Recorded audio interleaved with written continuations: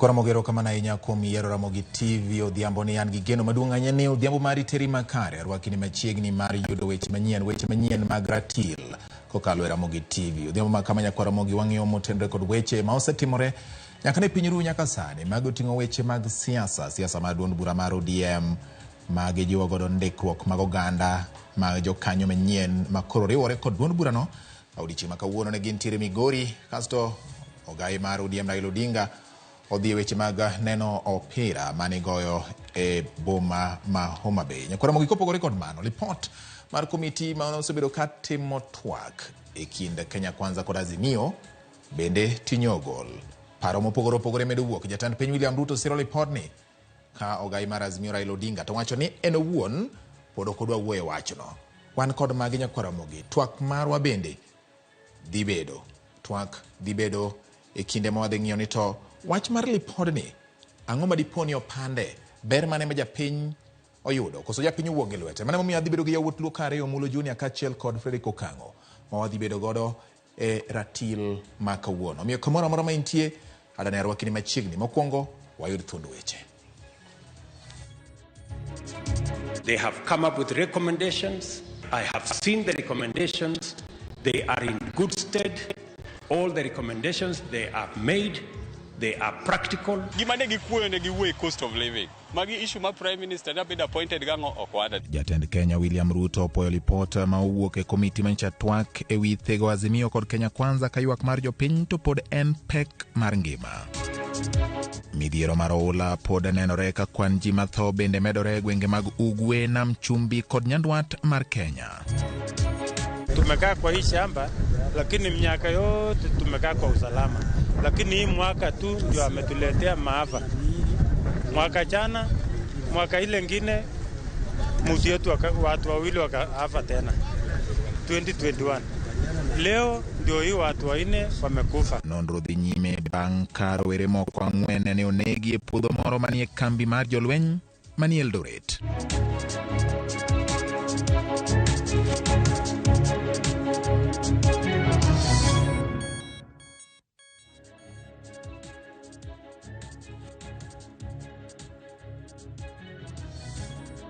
Nyakwa Ramogi bed thuolo mar tudori koda jaloko mar iluongo ni Elizabeth Otieno. Inya tudori koda namba 360 kata bende Facebook Ramogi TV Kenya, YouTube kaachiel kod Twitter kata X @Ramogi TV KE. Nyakwa Ramogi wan gi mathoth ahinya kaka naseng'isi. Machiegni nyinga en George Bati.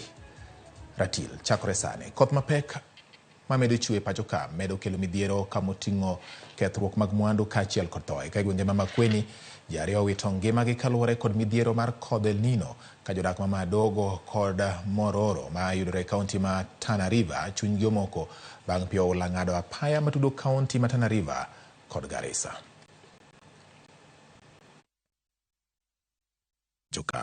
Mbala mawayogo oganda kokalo e midhiero ma pi oula kelo en ranyisi ni ji nyaka bed motang'. E kaunti ma Tana River mier kod kuonde lamo pi oula olakie ka apaya bende ong'adore kendo wuotho ng'ikore. Jodak e gweng' ma Mororo chunygi okuyo e ginga apaya madhi Nairobi bang' koth muko utegi kendo kata mana tedo chunogi mondo koro gimok mach kendo gitede ginga apaya. Tunaishi hapa kwa ilani tangu hii mvua ianze kunyesha. Kupika yenyewe tunapikia hapa nje, sisi wote wenye unatuona hapa. Hakuna mwenye ako na makao, kila kitu yote imesomba na maji. Mafuriko kwanza zimeshaleta madhara kubwa sana kwa wakaji ambaye wanakwanga katika hali ya yani kujiweza ni chini kabisa. Mita manok kende gwenge ma madongo jodak piny ochamo kendo ging'eyo kama ginyalo chwoyo lwetgi bang' koth ketho apaya matero gi Garissa, boma magisebedo ka gitie eka giyud gima ginyalo dok godo pacho. Sisi tulikuwa tunaenda Garissa huko kufuafua nguo au kutafuta kibarua kidogo. Hatuna kitu chochote.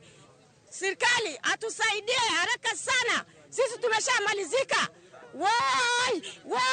Kama chielo rawera moro majegni 16 mancho timo penj maduong' mar klas 8 KCPE owito ngimane gwenge ma kwa Katungu e kaunti ma Makueni bang' odgi sienyore kendo luar kuome. Ka jadolo moro e gwenge ma Kilamba mayudore e kaunti onogo ma Makueni mane pi oywero nyamburko mare oyud ringrene kendo ringrene ochwal nyaka e kar kano ringre jomotho e od thieth ma Makueni. Magi timore kinde ma ringre ji adek ma gin jotich kaunti ma Mombasa mancha pi oula oywero ne oyudi kama gigin mana ranyisi mag midhiero ma kodh El Nino osekelo. We've managed to remove 2 bodies. There's still one more.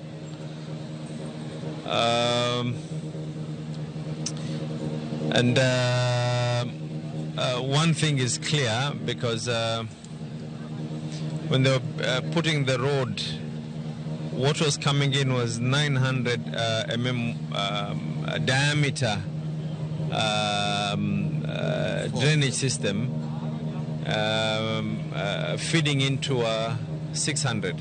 So when you get 4 of 900 feeding into 600, it becomes a big problem. Kineni ma piny owacho medo chiwo singo mar rakruok kod midhiero mikelo kod koth mapek machwe e gwenge mopogore opogore thurka. Jopiny bende koro nyiso piny owacho mondo omi oketo kenge mane kare mar neno ni oresi kendo kony jogo ma koth osekelo negi midhiero. Pod wane motende kod weche mag pioula nyako Ramogi koth mar El Nino mamedo burore e gwenge mopogore opogore pacho ka. Jagoro mongiro ni migawo mar arita Dr. Raymond Omolo ma kochung' motegno ni sirikal timo duto manyalore mar geng'o midhiero ma ikelo kod koth mapek mamedo chwe pacho ka.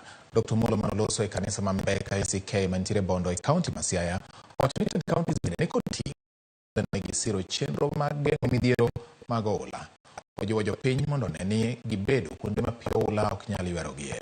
Ne otene kod jotelo mamoko kama oting'o jaod bura ma Bondo Gideon Ochanda, Karoli Omondi ma Suba South, Elisha Odhiambo Magem e kind jotelo mamoko.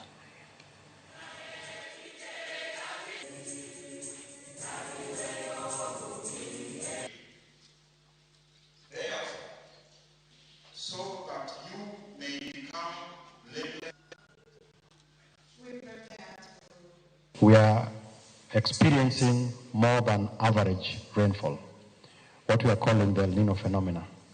And a lot of our people are in distress.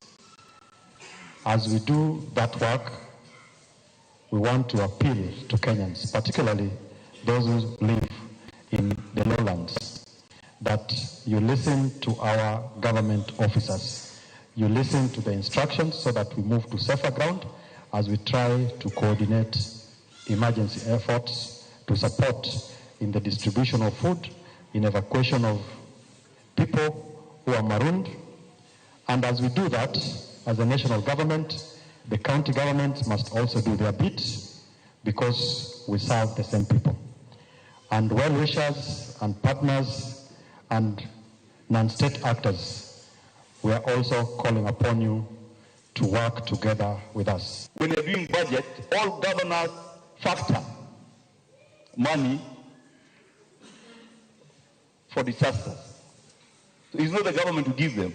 In fact, the government appropriates the money to the county commissioners, and that is what the PS does. So the governors need to do their bit, the government does their bit, so that this country is rescued from El Nino. Jotelo mag duond bura mar ODM kao telengi kod jakeno margi Timothy Bosire osoko wang' sirikal ka gikone piny owacho yulo e reso jok ma koth mar El Nino oseweyo kod midhiero. Ka oloso bang' romo kod jood bura mag ODM e gwenge mag Nyamwange, Kitutu Masaba e kinde keto kare chenro mag duond burano mitayo kod ogai margi Raila Odinga, gikone jalup jatend piny Kenya Rigathi Gachagua ni mondo mi otang' kod weche mawuok e dhoge ni mar othuo piny owacho mag counties kod jopiny ni nitiere omenda mosechwalnegi to omenda go onge. Even though we expect the government to rise to occasion, we have been witnessing confusions and misinformation regarding management of the El Nino effects without actually doing much.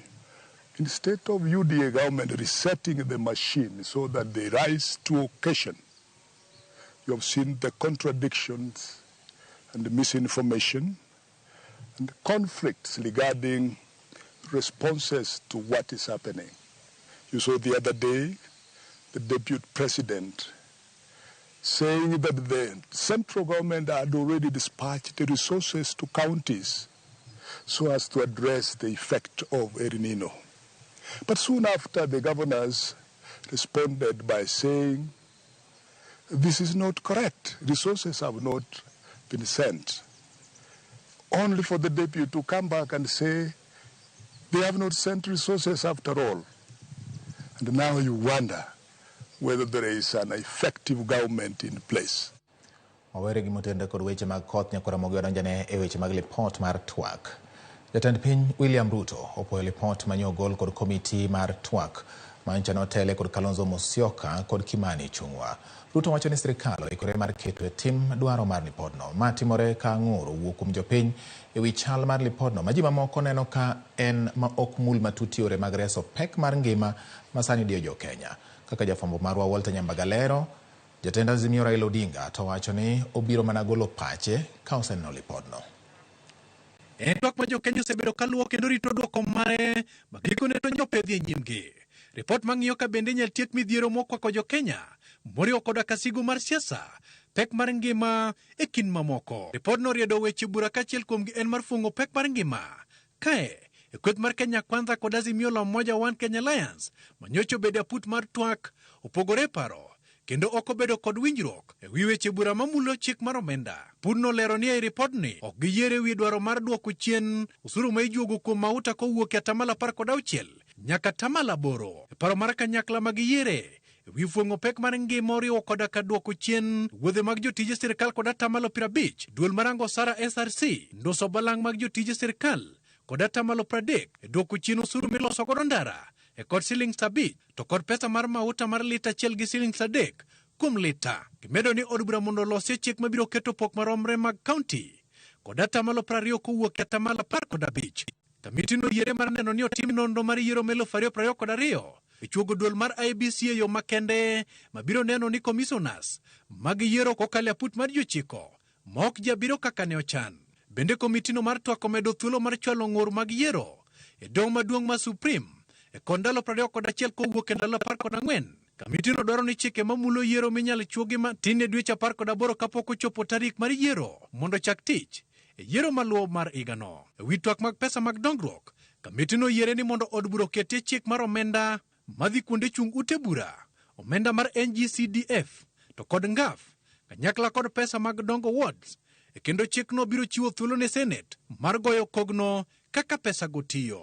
Kamitino bende ochopo e winjruok mar chuoga apisi mar Prime Minister mibiro gwel kod jatend piny kaluwore kod kwan mag jo od bura ma riwruok mar siasa no ni godo. Bende gidwaro ni mondo apisi mar jalno maketo sirikal tesre e chuogi kanyakla kod jolupni ariyo. E wi chikruok e duond buche mag siasa, kamitino dwaro ni mondo chuoga apisi moro mochung' kar kendgi marango duond buche mag siasa kendo ndikogi ka bende ni kod ting' mar rango kendo goyo kogno chenro mag duond buche mag siasa. Bila kushughulikia swala la gharama ya maisha, mimi sitaweka sahihi huo mkataba. Bunge wataichangia, waipitishe ili tulete upendo na amani katika nchi yetu. Ten piny William Ruto chiwo pache wi ripodno e twak mare kawuone kanisa more ka dak ma Kahawa West.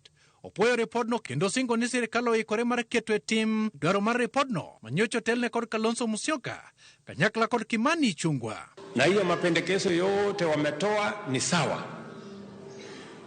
Mahali wamesema tupunguze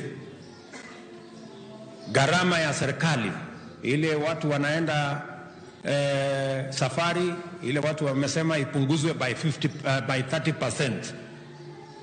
Ingine wamesema ipunguzwe by 50%. Hiyo ya 50% nimefanya tayari. Punguza hiyo by 50%. Ile wanasema ipunguzwe by 30%, mimi napendekeza hata tuongeze ikuwe 50%. Ndio tupunguze zaidi. Raila Odinga kaloso Migori to wacho ni poko cho wang'e lipodno kendo biro mana lose toko se kalo e iye. Igolo report mabargi. To report on poka somo be poka nene. Okado lose sani. Tuntie gimo dwaro e kanyo obiro neno. Moko kuom jo od bura ma bende ogolo pachgi e ripodno en jaod bura ma Suba North Karoli Omondi ma wacho ni ripodno osetieko ywaruok kendo kwe ema koro winjore obedie. I think what now remains is that we go forward and implement the recommendations in the report peacefully. We have made various recommendations, including on the very sensitive subjects of elections, how we manage our elections, how we manage our economy, and even on the cost of living. Siasa Willis Otieno mano loso kod Ramogi TV yoro ng'we yamo. To kone ripodno ok oting'o dwach japiny maneni kod geno ni twagno ne biro mulo pek mar ngima. Kaendi to josiasa oketo jopiny bowito oko. nikech onge gimoro ma inyalo wacho ni japiny nyalo dok godo e ode ni ma ndiye yuto mara kawuok e ripod ni. Nikech gima sano japiny sani kabisa en wach mar uchumi, wach mar cost of living. Gima mobet matek ma inyo japiny kuma entiere. Onego bed ni giwacho gima dhi konyo japiny bende ni ngima mar japiny bedo mayot. Magi timore ka moko kuom jopiny ng'ure wi duoko mowuok e ripodno kendo buogo dok e ng'anyo. An gino kane kaberna nikech kada sani kuma wuoyeni ja-Kenya odenyo ma gik prime minister go kodonyo gima ne gikuoyo ne giwuoyi cost of living. Asiro wach mar ofis mar prime minister no tadwaro no bed ofis man gi teko, ofis ma japiny ma yiero manyalo tiyo ne japiny. Saa hizi maisha ni magumu zaidi, kiti hicho kitakuwa kinatuongezea maisha magumu kabisa. Ywaruok mantie tok yiero ok en ga ywaruok mar ni ati nikech ofise gionge. Keto ofis ne ng'ato ni kapo ni otoko yudo kom maduong' timiye kom makoro odhi bedo godo no. Mano kendo nyiso ni imedo mana konyo ng'ato achiel, ok ikonyo oganda. Walter Nyamaga, Ramogi TV. Weche mag siasa en ni ogai mar ODM Raila Odinga omedo siemo jotelo manoyier gotiko mar ODM Migori to sani chalo mabalo kendo tiyo kod sirikand Kenya Kwanza. Raila loso kane ochwalo chenro mar ndiko jokanyo manyien mag ODM e kaunti ma Migori. Jafwambo marwa George Juma ni oler. E odiechieng' mar ariyo mar limbe mare kaunti ma Migori, Odinga kod kweth mar ODM ne otero injili mar tego ODM e subkonto ma Uriri kaachiel kod Rongo. Odinga ne oyawo apis mar ODM e subkonto ma Rongo kaachiel kod Uriri, ka bende bang'e ne oyawo ayanga chenro mar ndikruok e duond mar ODM e boma ma Rongo. Ng'euru chama important mokwongo ke jogi nokwalowa to wang'eyo gima wadwa timo sani ni walos gik moko manyalo miyo wadok kodgi kende pap. An ne pok aneno thurwa ka ni kokwal dho baba umodhi ni to in wuoyi ma bade ng'anyo ne goke ni chaki gwelo jokuoge gwae tiyawo ne girangach. Lang'o nyogo kura ne party adi. Dong nyogi keto tong gwen gi okapu achiel. Jogi kuyu dong nyogo kura ne chama achiel. Wakamba dong nyogo kura ne chama achiel. To joluo dong nyogo kura ne chama achiel. Ng'ama dwa tieko teko ni, madwa mai teko, madwa keti misumbane, ema koni moni pogri. Lepot mogol ko jakom mar ODM John Mbadi yango ni kuom kwan jogo eko magoyo mbulu e kaunti ma Migori maromo 469 mana tamalo 50 kende ema osendikore kaka jokanyo mag ODM. 236,18 ma en atamalo 50.32 e members mag ODM. Odinga kinde twak mare ne wani gisewuok oko mar tego ODM ka okwayo oganda e kaunti ma Migori mondo ndikre kaka jokanyo. Alwani kada podi yonga gi kipande ntie obro mi namba mondo ndikri kaka jakanyo mar ODM. The youth movement e chama tar madongo dongo tete e msigi mar chama. Samaro wuotho ka ni timo ne ji registration e party machielo. Uneno ka sirikand cha osegore piny nitie ng'ama dwa donje ot ma wang' already. Ogaini mar ODM kod jokanyo moko mag ODM ne oseo jogo mane oyier kod otiko mar ODM bende koro balo kendo tiyo kod piny owacho. Sani onge maendeleo minyalo yudo e State House. Moje modhi dwaro igi. Mjumbe Makaruka en nyathi mang'eyo to gima ng'eyo kuome en jamaluma. Aeno ungo sirikal momedo bech gik moko malo duto ka. Jo boda boda gionge ng'ama nindo kata gi siling 100. Jo piny gionge ng'ama ondik kata odiechieng' achiel. Meona Ruto akitembea hapa Uriri peke yake Migori yote. Na mwaka mmoja imekwisha katika serikali ya William Ruto. Mumeona maendeleo yote? How comes just yesterday, the Kenya Rural Roads Authority published hundreds of roads that we have marked millions of taxpayers' money to repair and to maintain. And yet in that list, there is no single road in the entire Migori County. Jabun Masunais Junet Mohamed ne okono joburago mane oyier kod otiko mar ODM to sani obalo mondo koro gwe tao kendo kombgigo otime yiero manyien. Viongozi wote ambayo wamechaguliwa na chama ya ODM, kama unaona ya kwamba unataka kuingia kwa chama nyingine, urudi kwa wananchi tena uombe kura mara ya pili, lazima ifanyike. Wangapi wanakubaliana na mimi? Jokanyogo mag odi bende odhi nyime kod seyo tend Kenya Kwanza magiwacho ni tich otamo. Gimonyo gi tuoro. Gimonyo gang'o? Okede kadeo gikoso. Okede gikoso.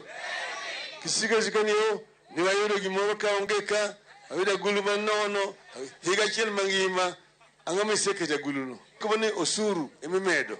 Osuru emimedo. Odiochieng' ma kiny Odinga igeno ne dhi tere njilino mar tego ODM e kaunti ma Nyamira. George Juma, Ramogi TV, Migori. Wadhi nyime nyako Ramogi wang'i motende kod weche mag somo ka wawuok e weche mag siasa. Moko kuom jonyuol ma ywak ni ok giyie kod duoko mar penj mar KCPE manche nogol kod duol matayo penj e pacho ka NEC koro dwaro mondo NEC omigi duoko makare kapok ochak chenro mar yiero sikunde ne jopuonjre. Kaka Judith Omondi lero, jonyuol go ne ochopo e apise mag NEC e boma ma Nairobi okinyi ma kawuono ka apisas go mag NEC to yangore ne kod bura moyiedhi mar winjo ng'ur ma osewuok e wi duoko mar penj go. Okinyi mang'ich mar Jumapil, jonyuol kod jopuonjre mag skunde ma opogore kama oting'o Kitengela International School omondo e apise mag NEC mar manyo duoko e wi duoko mag penj manyicha ogol juma ma okalo magikoni ne ok nikare.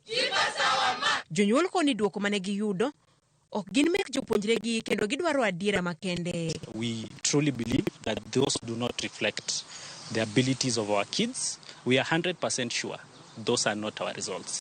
It can't be that a school that has been #1 in the country for the last 3 years, all of a sudden in 2 years' time, don't have top performers. It is not a coincidence, and we want justice. As the national anthem says, let justice be our shield and defender. E duoko magiyudo, gikoni e somo mar science kende, thoth jopuonjre yudo maksi 50 ma oluokore, gino magi pachgi ok nyalre. Ka bende moko kuom jopuonjre ma osebedo ka yudo maksi 400 kadhi nyime, oduok chien nyaka maksi 300. When we checked on science, all of them scored between 55 and 56 marks. It was 54, 55, 56.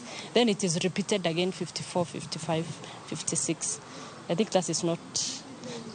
It's not just a coincidence, no. How can a child who has been consistent in getting 400 and above, 420, 430, 440, and sometimes even 461, end up getting 354 marks? My son got 354 marks, and I believe is one of the highest. Odiochieng' manyoro, duol ma ochung' ne penje pacho ka NEC ne okoni giseyudo lipode ni ne nitiere ng'ikruok ahinya to e somo mag languages, kama moko kuom jopuonjre ne omi duoko mar sign language gino mane ok gitimo. Giyango ni maromo jopuonjre 133 ne oseyangi, mak mana ni gimiyo jonyuol ndalo 30 mar chwalo ng'ur maggi, gino mamoko kuom jonyuol koni ok bi konyo kaluwore ni yiero mag skunde chakore wuok tich tarik 27. We want some definite answers. I know they are talking about 21 days, 30 days. The selection is tomorrow.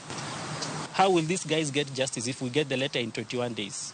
And for records, we are going to pursue all avenues, all legal avenues that are required.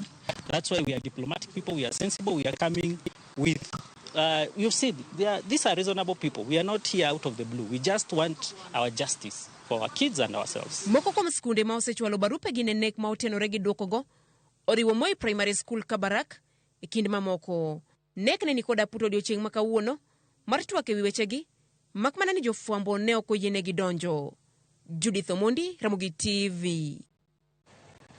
Erokamano nyako Ramogi kuom yiero Ramogi TV. Anani wakaw yweyo marwa mokwongo to kaka nasingo ni abro lidho moko kuom ote ma imedorona wang'e ane moko ka neno ka Gabriel Onyango kawuok kono kutoka kono apani Kano Alara. Wacho ni Ramogi TV chopo malera ahinya pioula emanigo Kano ka mane gima wacho. Ruto opoyo report mar twak mane jalup nene wacho ni ketho seche. Fredo Suru kantine Dandora Phase 2 Nairobi wacho ni aworo wachno kaka chalo. Aneno lendo kawan kawuok uradi Samuel Achenje ema wacho kamano. Erokamano ahinya kuom keto Ramogi TV. Awora ahinya kaka ODM leaders loso mana kayuagore.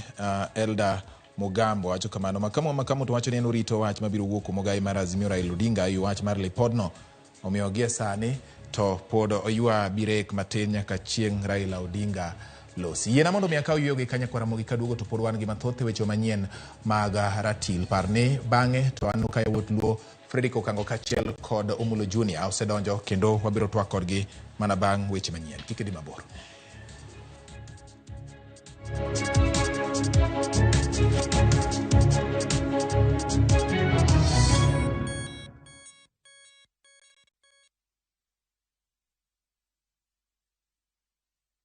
Jipange na View sasa iko hapa sasa.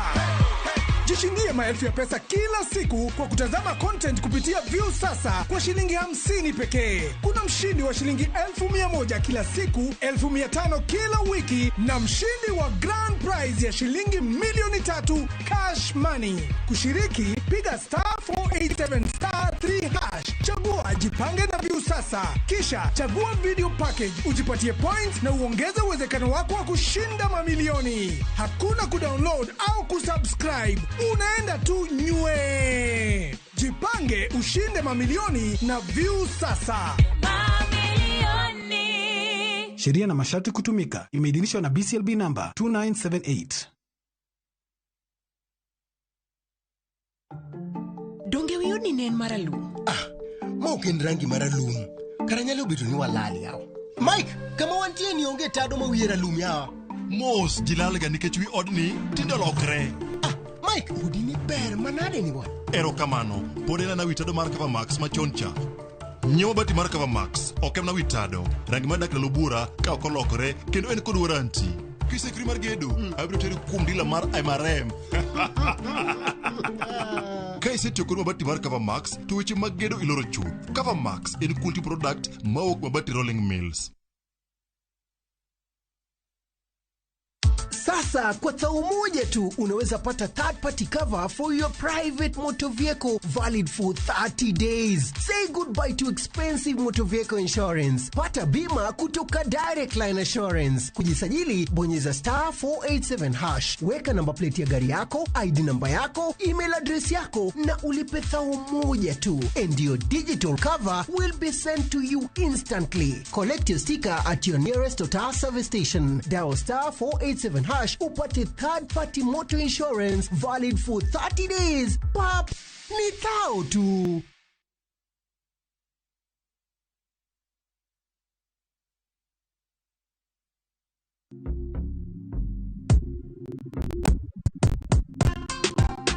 Nelson. Yes. Mambo. Poa sana. Uko fiti? Niko fiti. Uliongea kwa simu sasa tumepatana. Unasikiaje uko na 2 million? Nimefurahia sana sana sana. Sasa niambie uliendaje ukachambua magame? Juu yako ni ya sportsbook. Niliangalia leagues zile ziko zinaendelea. Then nikaenda league per league nika distribute risk. Yes. Kwa sababu niliona kuna places mingi unaweza betia. So nika select 22 teams. Okay. Nikakuwa na hiyo patience. Kiwa nimebakisha wiki kama moja like 10 teams. Ndio niliambia mwenzangu wa colleague kwa kazi. Until siku ya mwisho sasa ndio niliambia familia. Pata multi-bet boost massive ya 1000% ukicheza on shabiki.com. Cheza sasa na shabiki.com na upate up to 1000% multi-bet boost. To bet.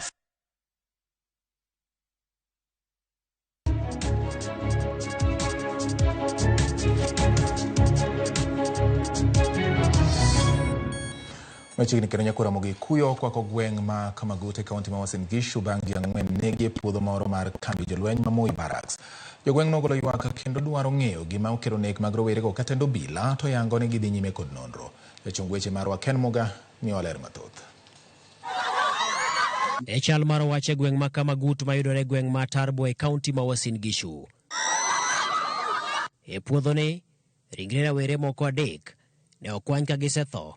Kamachielo to noduogo tho ka iringo godo osiptal. Ma e puodho mar jolweny ma Moi Barracks Eldoret, kama yango neno negi rawerego e yo makoch. Joneno mane ochopo kae seche mag okinyi olero sigand masirano. Na mimi ndio nikatangulia kuja hapo mara ya kwanza nikakuta ni watu watatu wamekufa. Kidogo tukateremka pale chini tukaenda kupata watu imeongezeka imekuwa 4. Hao watoto vile waliwawa kwa sababu ya marokoto, yani ya mahindi yenye mashini ilikuwa imepitia. These people are hustlers. Sasa wenye walikufa ni mwenye hajaoa, mwenye alikufa ni mwenye ako na mtoto mmoja aliwacha pipi yake. Kwa hivyo serikali mlisema mtasaidia hustlers. Jodak ma alwora mar kambi jolweny ma Moi Barracks ywak ni mano ok en nek mokwongo, kendo giywak ni sirikal odew rango yor thiro monjgo. Jogo mane okwany ringregi e puodhoni ne ni kod adhonde maricho manyiso ni ne ogogi kod gima dik kendo mochuo kelo thogi. Kuua wa Kenya hata kama kuna hatia ni kando ya sheria, na tunaomba ya kwamba hii hiwe mwisho, ingawa ni usuni na ni uchungu kusema kwamba hiwe mwisho kwa sababu tumepoteza vijana. Munaua kweli watoto wetu, munaua watoto wetu kweli kwa sababu hawana chochote. Sisi tunaishi kama squatters. Ruto, utusikie penye uko baba. Ruto wetu utusikie kwa sababu wewe uko karibu na sisi. Jalup Komishona Matarbo Charles Njiha wacho ni osechuogi aput moro maromio non gima otimore puodhono kendo mochwe kelo nek mar raiyago. Tumekubaliana na viongozi wa jeshi, wamesema tutengeneza search team. Tukakubaliana kwamba community watoe watu 20 the most trusted, na pia jeshi itoe askari kadhaa, na pia Kenya Police imetoa askari. So saizi tunapoongea wako sambani wakitafuta manusura ama mili. So far hiyo ndio iko saizi, ndio naona watu wanakaa hapa wakingoja habari kutoka kwa ile search team yetu tumetuma kwa shamba la jeshi. Rawere mamoko abich to dhi nyime gi thieth osiptal ma Eldoret Referral. Ken Muga, Ramogi TV.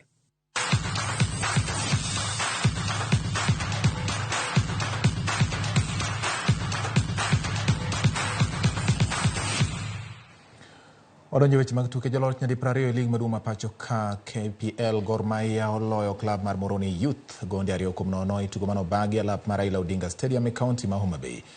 Jaloyo matugo ne tim maduong' mar adhula pacho ka Harambee Stars Benson Omala noloyo ne Gor gol mokwongo e dakika mar 16 kapok jatugo Chris Ochieng medo ne Kogalo gol mar 2 nyiri machuo kende to tugo rumo. E tugo machielo mane obagi alap ma Sudi Stadium, klab mar Police oloyo Nzoia Sugar gonde 3-1.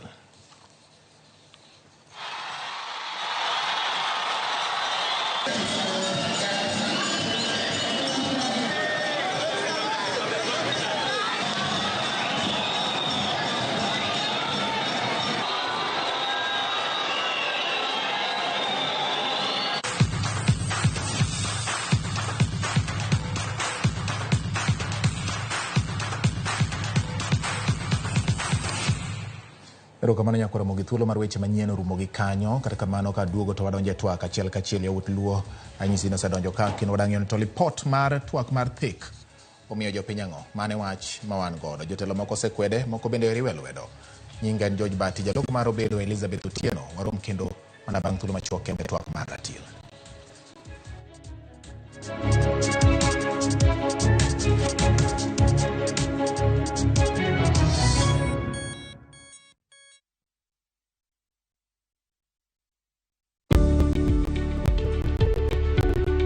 Tem itim kungo manyalo konyi e ndalo mabiro.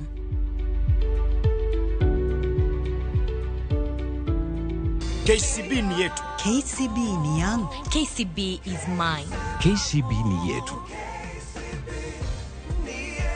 For people, for better. Naambia watu wangu, mimi nishekelea tu msafara wangu hapo polite, sawa? Leo nikuchapanisha mbaya sana. Forming kwa malo one after the other. Sawa? Tunatatoa amelia mayo. Bazen. Rada gani msiangu? Rada safi. Sasa hii kazi ni kulai. Maze. Sasa hapo kichwa wangu. Kabisa. Yuko aje? Iko best. Iko sawa? Sawa kabisa. Kabisa. Naifeel? Naipata ndio? Ndio hiyo. Kabisa. Ukidaisikia fiti ndugu, hii ndo zabe, sawa? Wekelea na Shabiki ina give. Pata free bonus bets, stats za game, odds moto na kama kina kuramba, cash out kabla beti chomeke. Wekelea na Shabiki.com. Shabiki ina give. Na kugoja magizani ka bet kaka Ivana.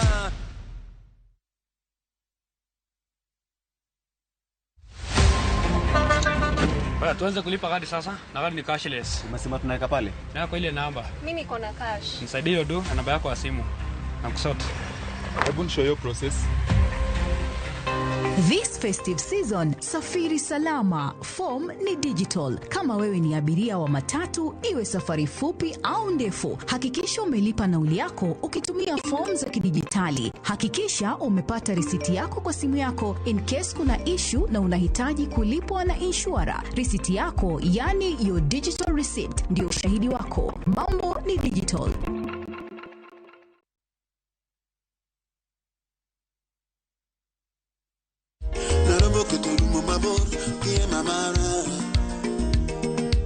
Panokaya umechunya toloko yambaka. Panokaya umechunya to yudogi mungu togo. Amiro ya uchunya na nyasaye manyalote mamuanoni. Lega ya umechunya topoko chaya. Napego sama ya umechunya. Tomondo yudwe mari chunya ni kaka sikiza tu ni mari desta aboro auchiel nono star angwen achiel ochiko hash. Ramogi TV e odo jower duto.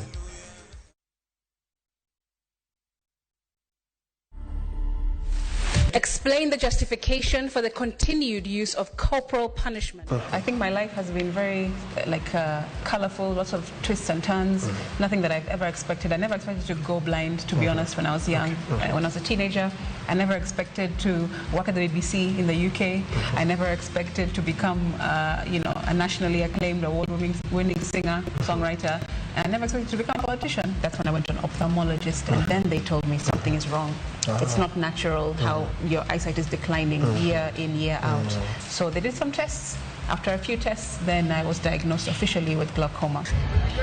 I'm a level up a building. The water don't need to look for waves. Swim. I was the kind of kid who wasn't very expressive out loud. Yeah. I wasn't able to really speak my feelings and stuff. So I would used to write them down.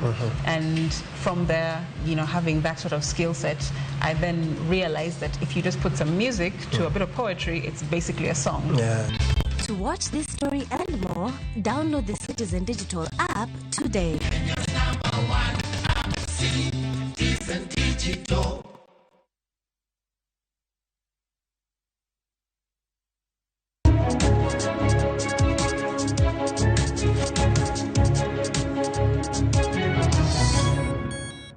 Erokamano nyakoro Ramogi kuom keto Ramogi TV wadonje twak mar Ratil odhiambo makawuono odiechieng' mar 26 dwe mar 11 2023.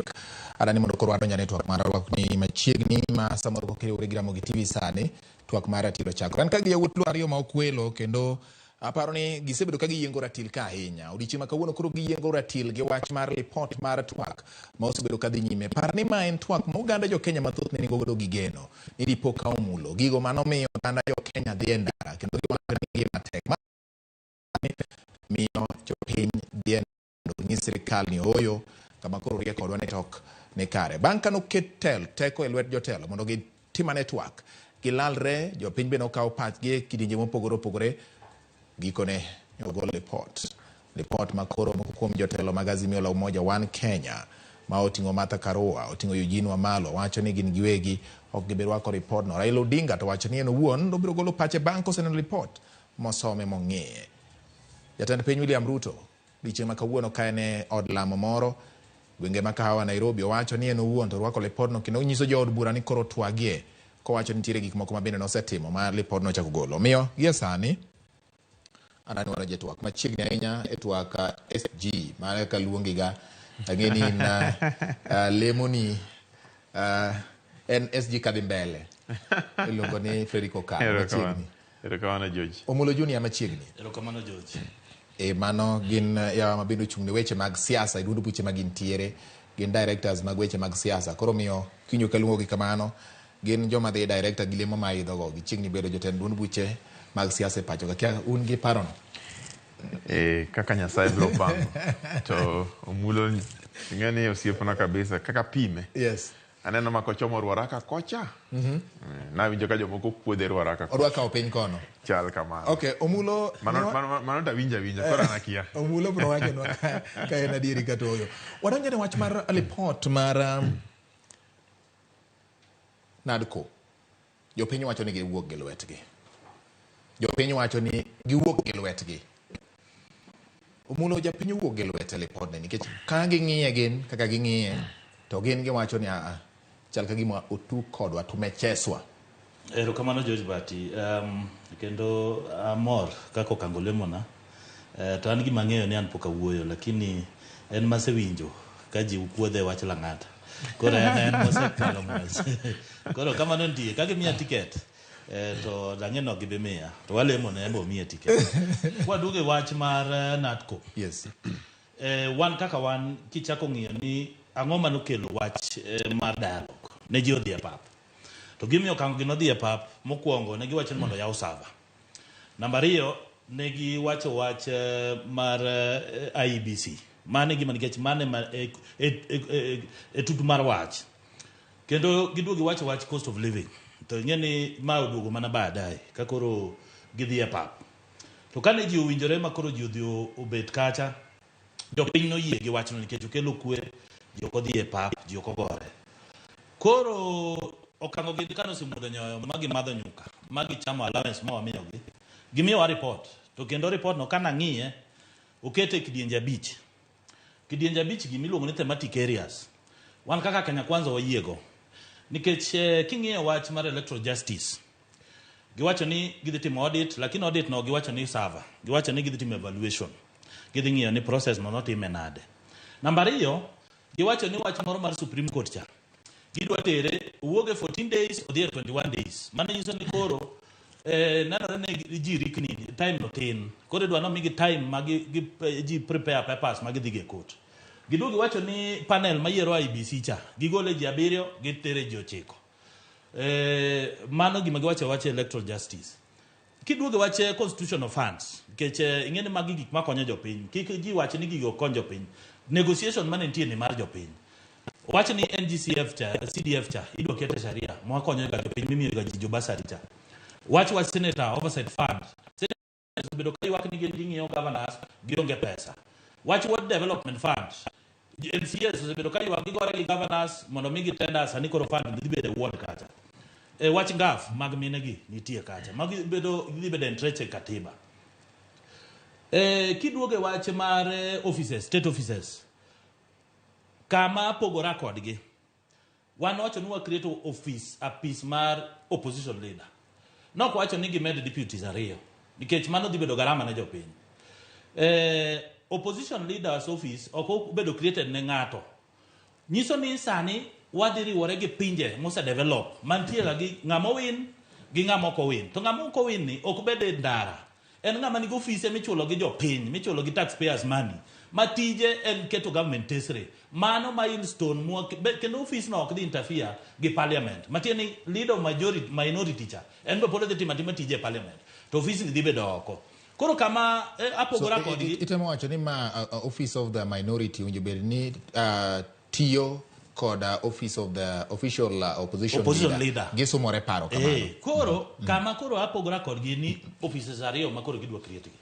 Namba 2 gisebedo ka giywak. Okango sebedo ka go wacho ni ni office of prime cabinet secretary ni en ghost worker, onge tich.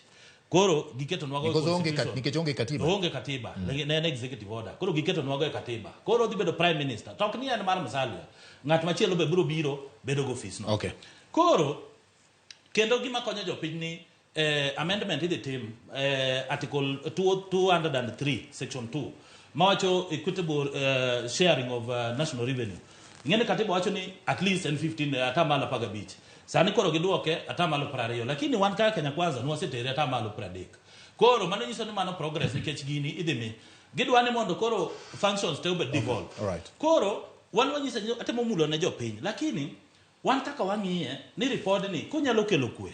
Nikech gima wadwaro ni en system mar governance mabo bedo ni wan gi checks and balances ma nigi institutions mantie kasto korikocha bwa bedo gi ng'amo win.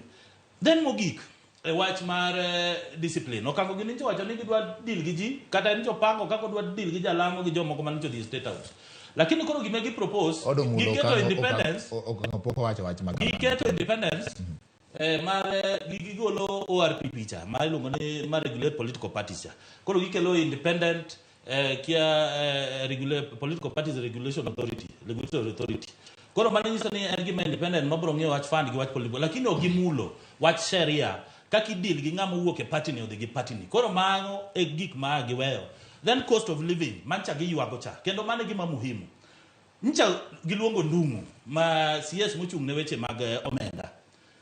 Omiyo gi report kaka wach chalo. Mano mi cost of living otamore. Kiki wane di report ni kada jakomo kiaye. Jakomo ng'e report ni kechi sama Kalonzo dhi nyaka obed briefed. To giwacho ni koro nitie austerity measures magigolo. Giwacho ni wach mag dhi oko wang'ad gi 50%. Wach moro mar chai moko state officer gi juice ka wang'ad gi 30%. Mano giwacho wach fuel wagol levy road maintenance levy gigolo gi siling abich. Gi iluongo ni anti adulteration gigolo gi siling 3. Mano nyiso ni gitemo, lakini gima timore ni e wach fuel okay kaka ne ginyalo duoko nikech sirikal mokalo cha nowe gowi mar 60 billion mar fuel subsidy ma government pod chulo nyaka koro onge kaka ne ginyalo konyo. Koro wanyiso gi kaka agulu onge pesa gi plan wan go emiyo koso gilingo gimulo. Okay. Okango. Awinji bati. The plan.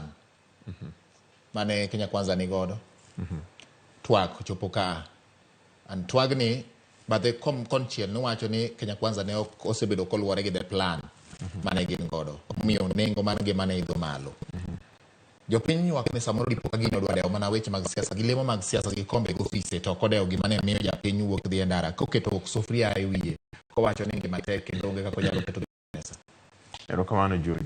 Iwinjo George. Report ni olose gi jopiny. Olose ne jopiny mondo mi olos weche mag ngima mane tek.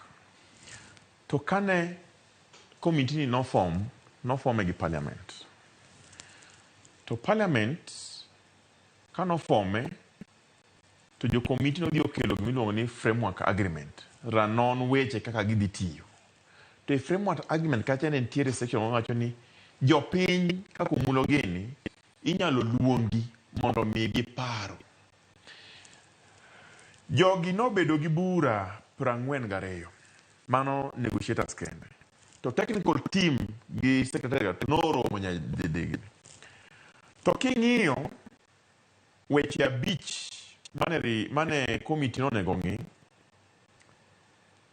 pacha wuon aneno ka gidwa temo. To nitiere weche ma ne ok wawinjore go kodgi. Omulo ok nyalo wachonwa ka ni NADCO ne ok ong'iyo weche mag cost of living. NADCO nong'iyo. To Azimio ogolo pachgi kaka inyalo duok nengo ngima mapek ni piny. To ne ok wawinjore kodgi. Kisomo report cha tieko momulo poko somo. Owacho ni nende ok wawinjore kodgi malong'o e weche mane wakelo paro maliw mana Azimio kelo mar duoko nengo ngima piny. Kabiro miyo jopiny wach ni tawacho kama. Azimio no wacho ni mondo mi waduok nengo ngima piny. Atamala 16 osuru manie mafuta cha duoke uru nyaka 8. Azimio no wacho kama samitimo budget watim gimiluongo ni zero based budget. Yani ichako piny ok chak kuma ni we iga mokalo cha. Mondo mi ji ong'e ni budget ni en marang'o otimo ang'o to timo kanye. Azimio no wacho ni mondo giduok weche mag wuotho abalabalgi piny. Azimio no wacho ni ging'i weche levy, anti adulteration levy mantie kacha duoke piny gi siling 3. Road maintenance levy cha duoke piny gi siling 5. Sani gin siling 18. Azimio kendo no wacho ni sama idwa duok nengo ngima piny wang'i weche mibadhi magisebedo ka gitimo to wadwa Azimio e kidienje policy, legislative to constitution. Mano ne pachwa. To kuom marach e winjruok wakacha ne wawinjore weche mag cost living gik moko ariyo kende. To gik mang'eny manie report ni moko kuomgi noya kuom Kenya Kwanza. Ruto emano kelo wach mar apis mar opposition leader. Ruto emano kelo wach apis mar prime cabinet secretary. Ruto emano kelo wach mar National Constituency Development Fund. Ruto emano kelo wach mar Senate Oversight Fund. Ruto emano kelo wach mar NGAF, National Affirmative Action Fund. Wan weche go ne watiekore go nikech jopiny nosedwarogi kendo wang'eyo kaka gikonyo piny e BBI mane gilwaro cha. Koro tieni kuno nwaseae kuma ne wagede George Bati mane wasire tang en kar cost of living. Emomiyo ineno ka sani wan jo Azimio kipimo wato kine pok owuoyo mal alanda e wachni. Raila Amolo Odinga pok winjo ko wuoyo, obro wuoyo kata wan obro wuoyo. To waneno ni nitiere gik maber ma wanyalo winjore. To kendo nitiere moko ma bende ok wanyalo winjore. Wan ne wadhi e ndara nikech nengo ngima mane ni malo. To ne wawacho kata ka ripodi pok nowuok ni kapo nono ngang ni ripodni ok anonon weche mag duoko ngeng'o piny to ok nobed abeda ripot apota. Mano e gima pod warito. Wasome pile pile, wanone mos, to adwa wacho ne jopiny kama. Ineno ka jo Kenya Kwanza oserikni. Ing'eni joluo nogongero ni jarikni jabul nyiewo gi kuoyo. Giserikni, gisewacho ni report ber. Report ber. Tang'o manie report makonyo japiny. To gima konyo japiny no to konye nang'o? Wawacho kama.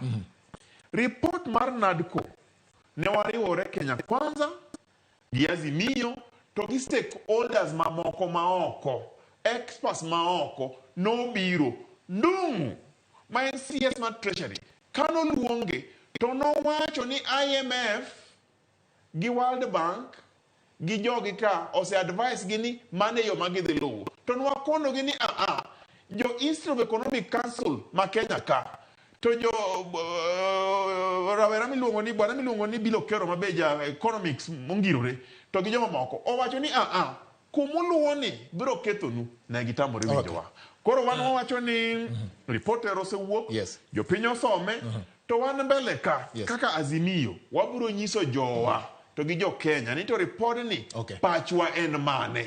Ing'eni mano miriambo maduong' ka. Ing'eni kwariambe kamera kama to ok ber nikech samani ko report ni gima timore Azimio en liet nikech onene koro ing'eni tie joma semenyo mong'eyo ni position mar apis mar opposition biro, leader biro gi deputy. Koro joma chalo Eugene gini ka penjore gidhi bedo kanye. Mano kango wacha jadieri.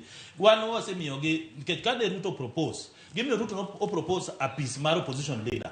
No solve gimiluongo ni winner takes it all. Winner takes it all ni ema nomiyo ji gore nikech koro ni every election ji dhi e ndara mondo many ni koro wadonje government ni mondo wabed gi government of coalition. Koro gini othiedho gimiluongo ni winner takes it all. Koro kata kichung president mo kiyombo to in sure ni dhi timo tiji mar keto government test. Kibet namba 2. Kibedo namba 2. Ma votes migana en mar namba 2. Koro okango gikuondwa wan chokwa propose 2 deputy. Mano gin magi propose. Namba 2.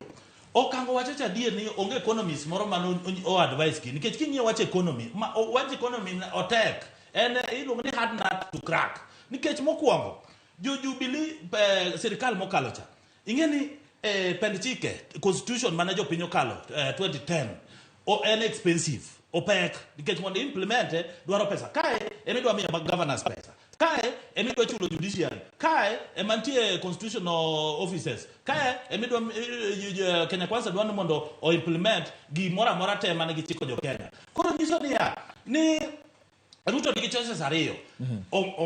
Okaw gowi koka mano to okel taxes ma targeted miluongo ni o expand tax bracket kata gowi mobro kaw nikech mane gik mokare mo nyako tim.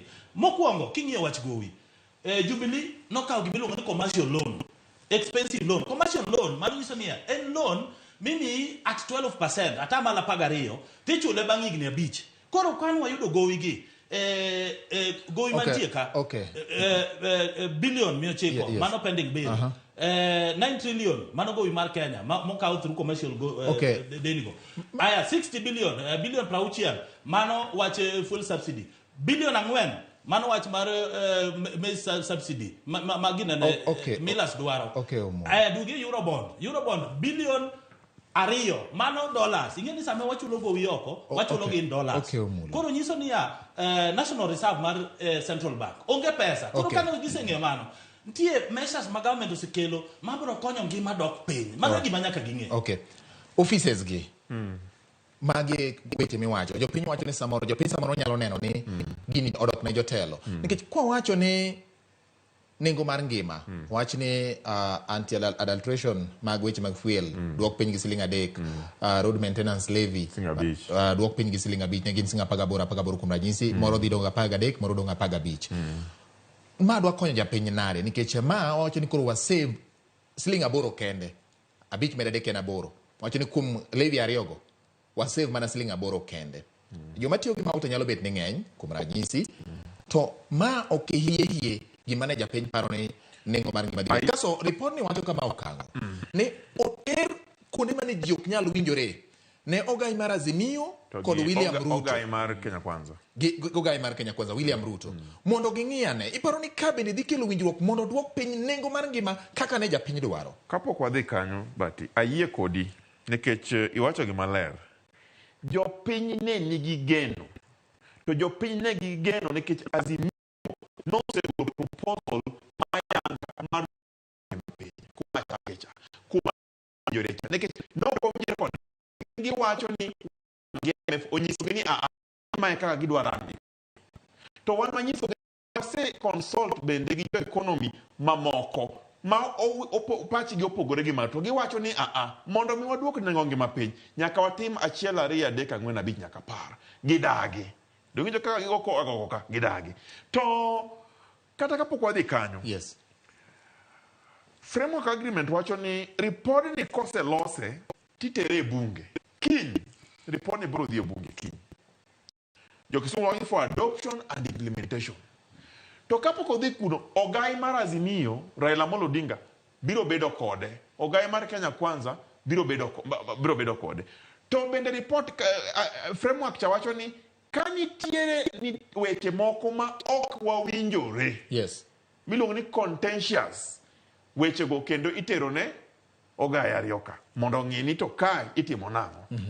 Walemo ni jo Kenya Kwanza owinji ywak mar jopiny. Gima duong' ahinya ma omulo gi nyaka ng'e ni ka gin gi plan ma giwacho cha mar duoko nengo ngima piny. Sani wane king'iyo plan gi wane short term bang' higa achiel onge gima gisetimo mondo mi giduok nengo piny. Ruto ndalo 3 mokalo nowacho ni odwa kelo tax moro mar jomondik machamo sara atamalo 2.75 nowacho kamano. Magi pod dhi kelo nengo ngima dhi malo. Emomiyo wakono gi niya weuru achaya gagoko omulo beduru jomore sama jopiny ywak ing'eni report ni jopiny ema nogolo pachgi. To kane winjruok odhi obed ka winjruok otamore tindiko ni kane wawinjore kane okwe Nikwara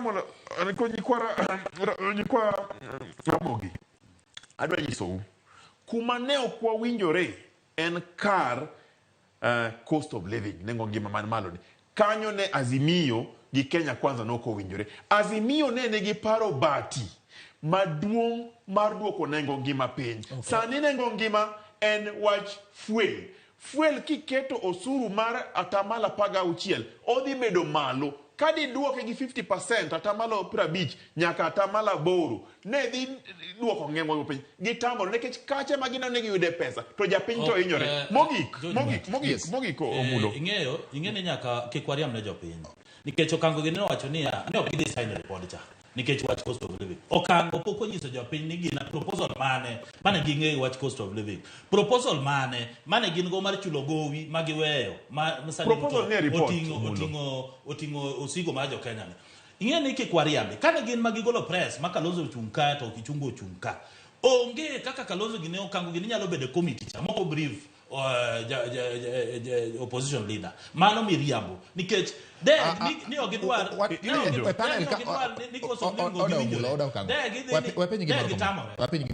iparo niya gipachi kata gipachi nomulo itemo wacho ni nitiere gray area mowe deliberately owe mondo mi kik ne wuoye mondo ji owinjre mondo tere ne jotelo ariyogi ok owe deliberately ma reality mokwongo wach cost of living en jukumu kata prerogative mar government moyier gi jopiny to wan wasemiyo gi plan mar duoko ngima piny mbolea nwatero wagolo 6,500 waduoka 2,000 Jomose pura wan gi extra 18 million bucks. We ekas mwase puro 200,000. Sani bando bech bando ni piny kata kodhi to odok progressively. Koro mano nyiso ni wasetiyo kode wach mar chiemo. To wach fuel ka wasenyisogi gimomiyo wadhi e G2G agreement nikech kae okano ginowe wagi goyo mar bilion 60. To ing'eni sama wachulo gowi oko wachulo in dollars. Ing'eni gibiluongo ni National Reserve kama oting'o pesa mar Central Bank otinga pesa in dollars gimoro 3 billion kata 4 billion kata in terms of gold to waonge reserve no onge mane kuna dollar ni malo kech okango ne ka eurobond gichulo koro bete gimo koro kango gini onge reality nikech gimo ndungu miyo gi plan mar Kenya Kwanza mar doko ngima chiero plan mar wach fuel gin gi wabunge dagi e kucho mondo gidhi wach fuel nyalo timo amendment e parliament koro gi wuojo giwacho ni gimo kelo liet ka ni joma yuaka ging'eyo ni gini koro tek nikech onge position mag dhi. Okay, sir. Bati. Kawuono ineno ka biro ka ahinya. Kendo ma okango ming'eyo cha. Achacho ga mulo chach ni chach. Lakini kawuono atere mos nikech report osomo awiye. Poko somo ineno report kacha. Nitiere recommendation mar enacting law miluongo ni Economic and Social Rights Bill. Madhi ng'iyo weche mag Article 43. Health, chiemo, sikunde, weche machal kamago. Omulo poko somo mano ni kacha. Koro gimoyiso plan magi losogi, ang'o miyo ne joka kelo report cha recommendation machal kamacha. Ichungwa na ni kacha, Aaron Cherio ne ni kacha, Nambilianga ne ni kacha, to gi Hassan Omar ne ni kacha. Mago jogi te, mago lange. Ang'o miyo ne giye, nikech ging'eyo ni so luoko nengo ngima piny ok gima ginyalo timo ka gidwaro no nyaka gibed consultative winjre gi joma moko to Azimio no kelo paro mar Azimio en ni ere kaka inyalo duok nengo ngima piny mamiyo ganda bedo gi pesa e mfuko gi gin mane giwacho ni mondo ji obed gi pesa e mfuko gi to king'iyo gik ma gitimo gikawo pesa oko sani koro wacho ni Eurobond ma sani diu monego bed ni chulo no kawe iga gana 2014 ng'ama ne president Uhuru ng'ama ne deputy Ruto ndalo ne gidwako sidi mar ochere tae marakwar gibano sati join to the hip owete kawuono to giwacho niya ni Eurobond no ne mar Jubilee ng'ama ne Jubilee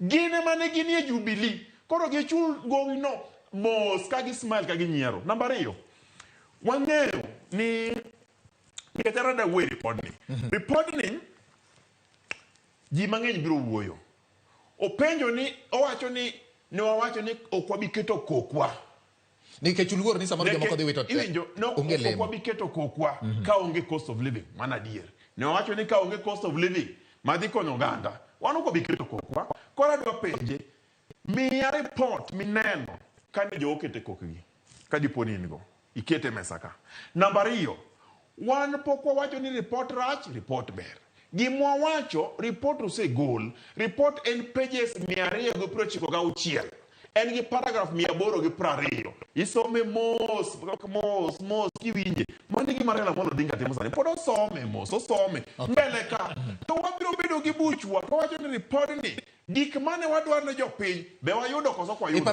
mane gima biro go iparo ni be nitiere wach mar siasa yie mar ng'ama dhi yudo telo gi lemo makamano momulo wacho ni ing'eno mulo en ja Kenya Kwanza to Kenya Kwanza ing'eyo gi propaganda chakre jatendgi kama ka gibiro piny gina propaganda wacho ni ng'ana riambo seche te ng'ana riambo kendo mane kitgi wan gi mwang'eyo ni siasa nyalo bedo maonge to Azimio onge siasa mar lemo mar weche molosi gi kiparo kaka nachako nawacho ni opposition leader magilaronwani magikonowani mano ne pachgi eri enadko ka wan onge chieng' mano wakelo agenda mar opposition leader no kwa kelo ang'o obedo accepted nikech okwan Azimio kende mano oriwo pachgi jopiny nogolo pachgi kisomo report ing'ama jafwambo gi keyo in gi report adwa ni ng'i ni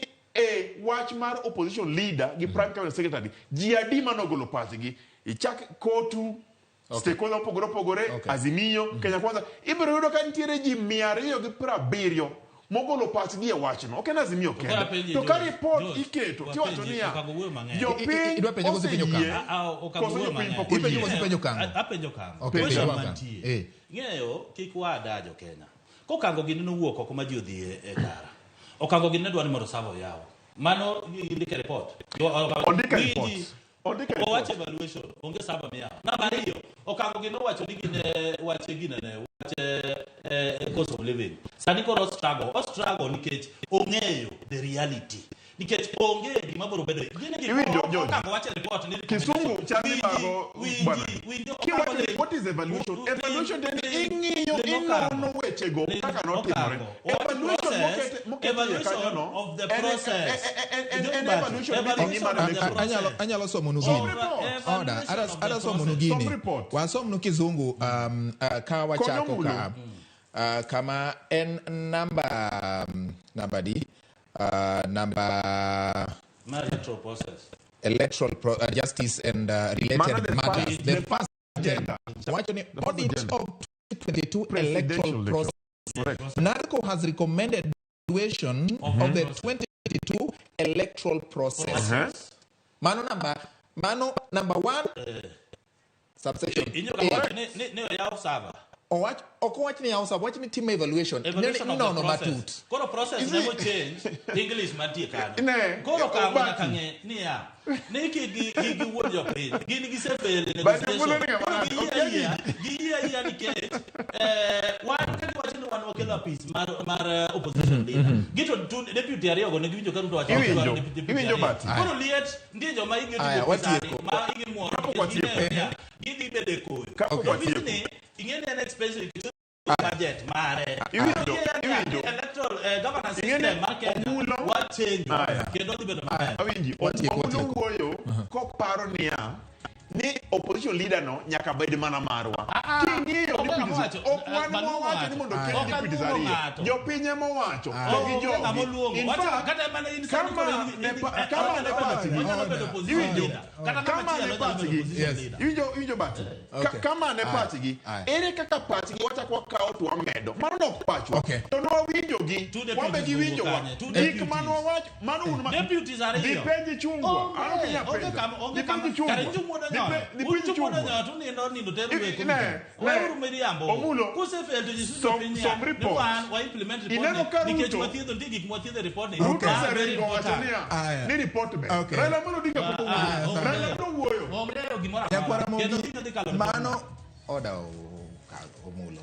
Ramogi mane makelo wa weche kata giko mar twak marwa mar ratilo dhiambo ma kawuono kama twak obedo ka report mar NADCO en komiti mano yier kod Azimio kod Kenya Kwanza mondo miyo tim twak e weche mopogore opogore mane wacho ni miyo Kenya nyalo bedo kod pek bang' yiero ka bang' yiero report ne ma wuoye sani winjo wache wach ka Kenya Kwanza Azimio momiyo ne ging'ado paro mar chopo report no ka kamano pod idwa non report ni kata mani weche manyien jolony kachiel kod in bende nyalo medo nono nyakwara mogiero kamano kuom kete ratil elo mulo kachiel kod okango gi jogo mabendo sero wa nyinga en George Bati waromo saa 3 weche manyien mag Oyimore.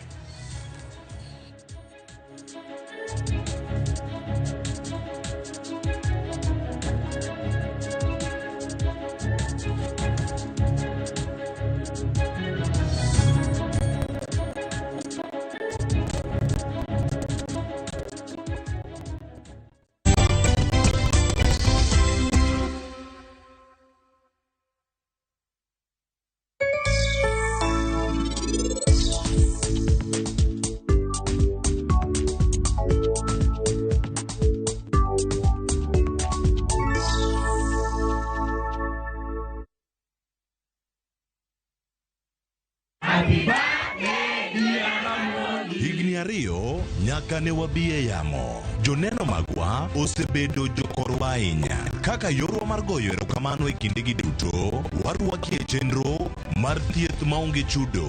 Free Medical Camp. Tarik 1 dwe mar 12 e kar thieth ma Sena Level 4 e Chula Mfangano, Homa Bay County. Wan gi lakteche kod jolony thieth mabiro pimo kendo thiedho tuoche ma opogore ka ochakore saa 1 okinyi. Nikech pile wawacho ni ngima en mwandu. Warwako uduto.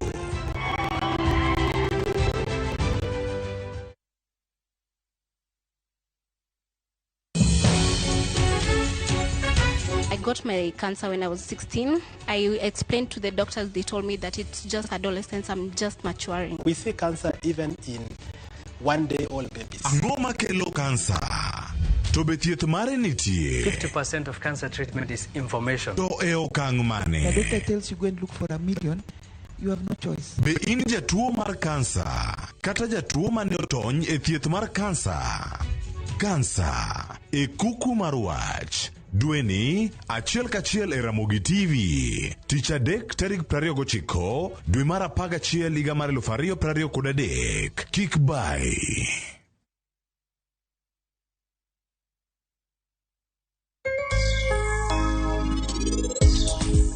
Laktar ka wawacho ni ngima en mwandu kanto to tieno kendo en ga morna mar bedo kodi odiechieng'. Kitilingeni wan. Excuse me, en how marach kodu? Wadhi uru, richo mitimo wabonge mbele. Ne.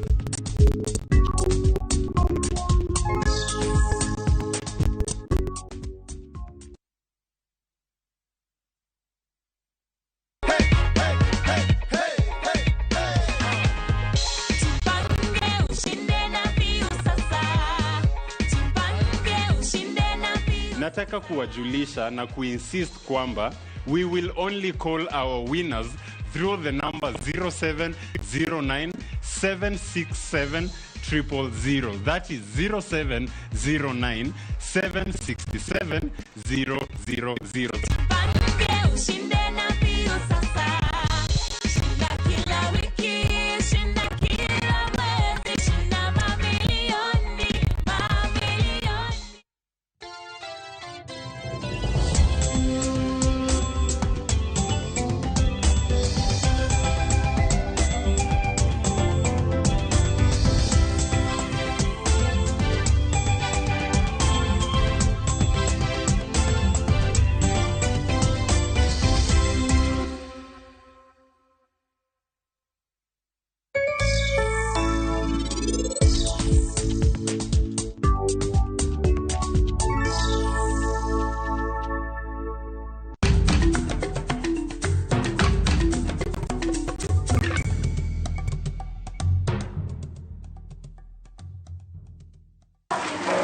Nyathiwa. Anabara nukabichopo. Ada na wewe manake kare ya namwe nyathiwa ya. Ukichopa? Spot. Iwe hadi kenda. Ya nini akiaga airport?